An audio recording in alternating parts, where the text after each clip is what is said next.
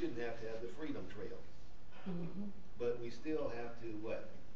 Get together, and the best way of getting together is through activities like this, having the Chicago Freedom Tour. Now notice I say it serves to affirm a portion of the nation's commitment towards removing the contagion of black slavery. And even today, we're suffering from the legacy of slavery. Number one, in the attitudes people have, whites have towards blacks, and Asians have towards blacks, and Latinos have towards blacks, and blacks have towards blacks. That's the legacy of slavery. The last point, blacks and blacks, has to do with hating. Yeah, that's what the core of that is. During slavery days, it was advantageous for the master to have slaves hating each other, pitting one against the other.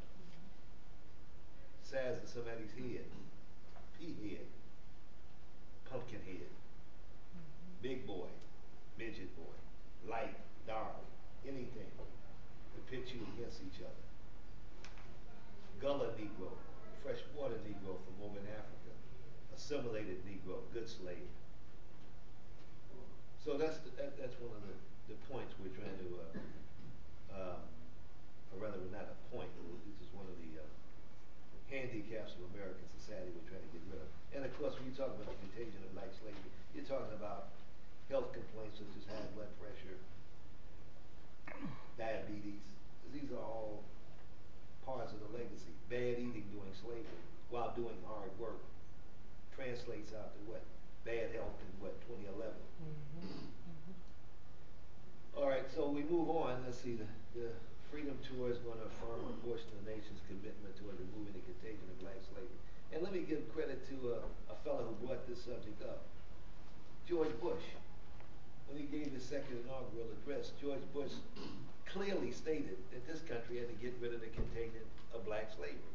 Now, seeing that Bush was really not a Texan, but a New Englander, his family's from Connecticut, I could see where he was coming from. He knew how deep this problem was entrenched in the minds of Americans. And he said it's time to get rid of it. That's what we're going to do with this tour.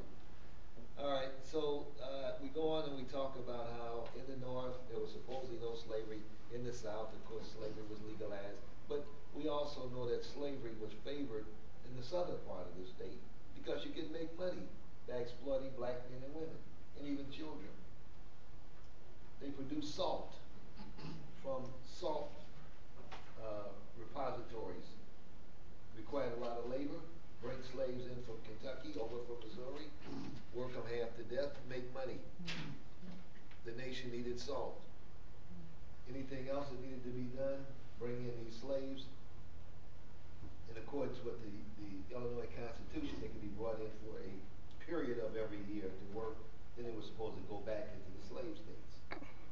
So this is the background. Now, we know that this contradicted what we say the Declaration of Independence meant. That's what we say today. It meant that all men are created equal. The reality is, and Sherry, I don't want to go on forever because the last time I was up here in this place, last year, people started giving me the time stamp. But the Declaration of Independence in reality did not include white women.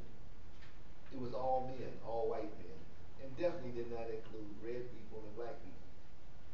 What happened through the years is the fair-minded whites said, I think that Thomas Jefferson really meant something more than just white men. He didn't say white men, and I think the men was a general categorization of all humanity, a generic term for all of humanity. All of humanity, all of humanity's components and parts are created equal, or at least should have equal opportunity to advance as far as their talents would take them.